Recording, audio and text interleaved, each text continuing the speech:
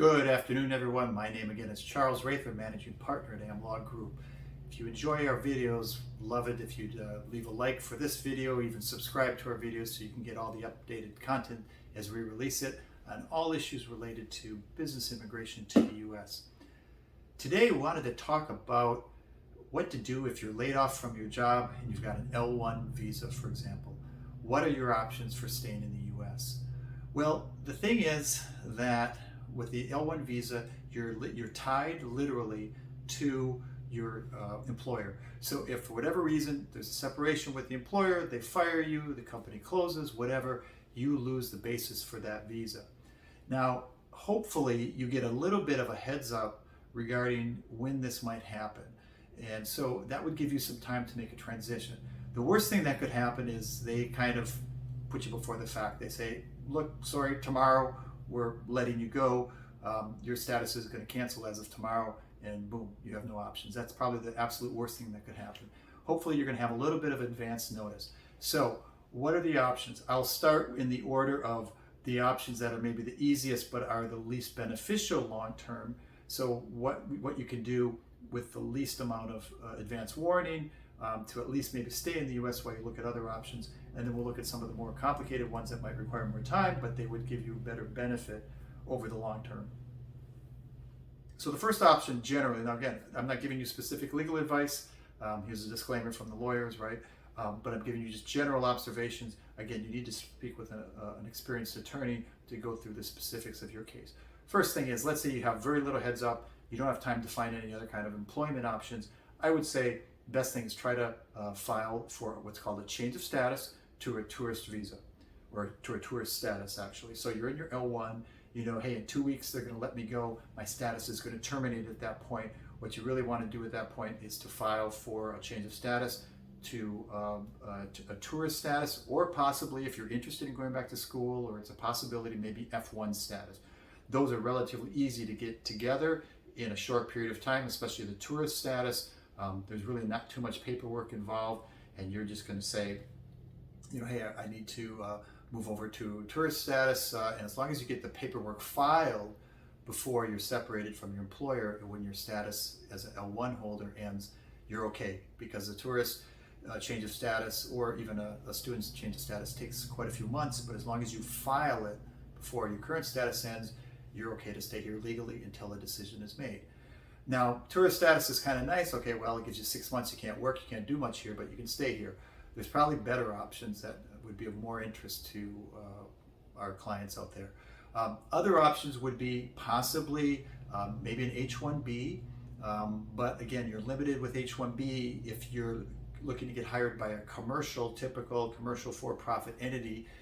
Those H-1B applications are accepted only in early April every year. Now, if it's an educational or a nonprofit company that's going to be offering you the H-1B job offer, those can be done year-round. They're not subject to the quota, and so if that might be a possible employer for you, if it's a nonprofit, there's a category of a number of different options. Nonprofits or educational institutions are the most common. Those aren't subject to the quota, and you could theoretically file an H-1B any time of the year.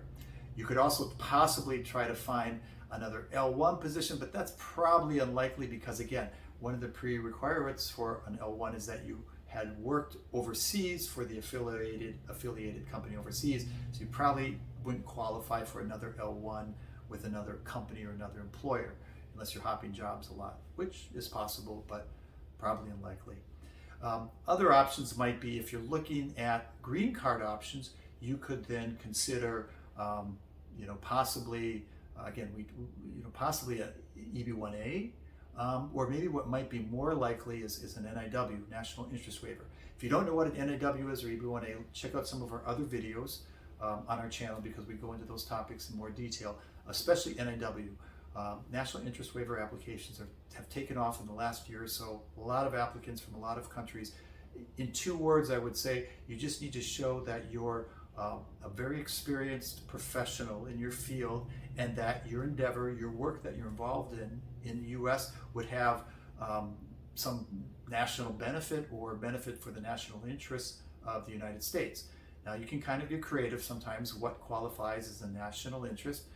It's really not defined in the law, And this is where having an experienced and good lawyers comes into play to come up with good arguments to explain, hey, why this person, why their employment and activities in the U.S. would be in the national interest of the U.S.